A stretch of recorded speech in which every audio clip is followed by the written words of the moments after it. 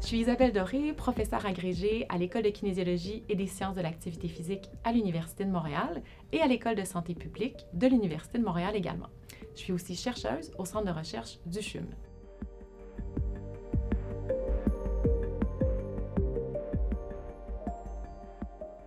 Je vais vous présenter une démarche de co-création qui nous a permis de mettre sur pied et de développer une plateforme éducative destinée aux patients et aux proches aidants impliqués dans un parcours de soins en cancer. Il y a 3 termes qui définissent bien toute la démarche qu'on a employée, donc co-création, innovation et adaptation. Co-création parce qu'on a vraiment choisi d'utiliser un processus de co-création, de co-développement, non seulement avec une équipe de recherche, mais aussi avec des partenaires qui sont des experts du milieu clinique, du milieu de la santé, avec des experts chercheurs hors de notre réseau puis de notre équipe de recherche, mais surtout et principalement avec des patients et des proches aidants qui sont impliqués dans le parcours de soins en cancer. Un des aspects très importants, c'est de partager la pertinence d'adopter une démarche de co-création avec les différentes parties prenantes. Souvent, comme chercheur principal, quand on choisit d'adopter une démarche de co-création, c'est parce qu'on y croit et qu'on comprend la plus-value d'une telle démarche. Ce n'est pas nécessairement le cas de tous les chercheurs ou les cliniciens qu'on va amener autour de la table. C'est donc important de prendre le temps de leur expliquer en quoi ça consiste, mais également pourquoi c'est pertinent puis pourquoi ça va nous permettre d'aller beaucoup plus loin dans la démarche et dans la réalisation de ce projet. Un des éléments qu'on a beaucoup appris dans la démarche, c'est l'importance de créer un sentiment de confiance à l'intérieur d'un comité de co-création. Donc, on avait, comme je l'ai dit, des co-chercheurs, on avait des professionnels de la santé et des proches aidants, des patients partenaires, qui sont souvent moins familiers avec ces processus de co-création. Donc, nous, le choix qu'on a fait, c'est de rencontrer tout d'abord les chercheurs, les cliniciens, dans une première rencontre, et de rencontrer à part les patients, les proches aidants, avec l'équipe de recherche restreinte, donc la coordonnatrice du projet et la chercheuse principale qui était moi-même.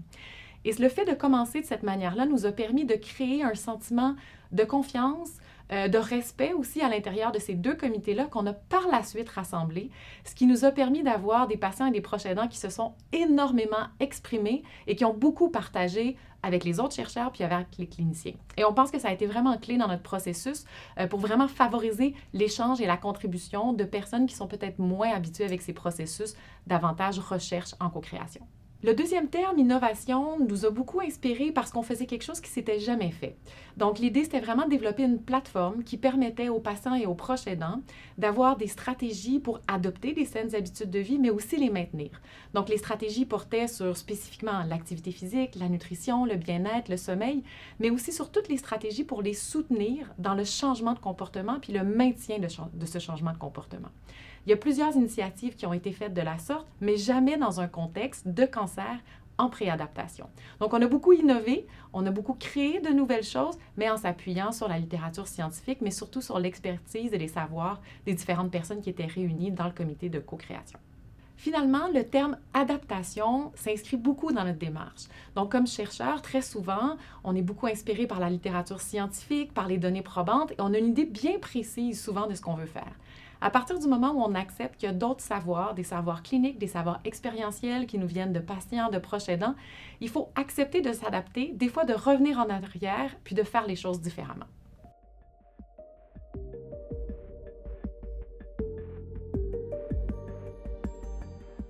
La démarche nous a permis de créer des contenus éducatifs sur les saines habitudes de vie, puis sur comment changer les saines habitudes de vie qui répondent réellement aux besoins des patients.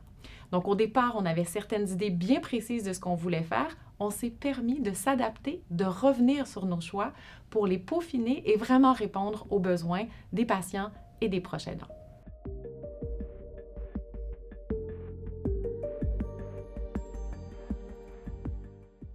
Le processus de co-création qu'on a adopté dans le cadre de notre projet est, à mon avis, transférable à toute équipe de recherche qui fait preuve d'ouverture puis qui accepte de se remettre en question, de se questionner et de s'adapter.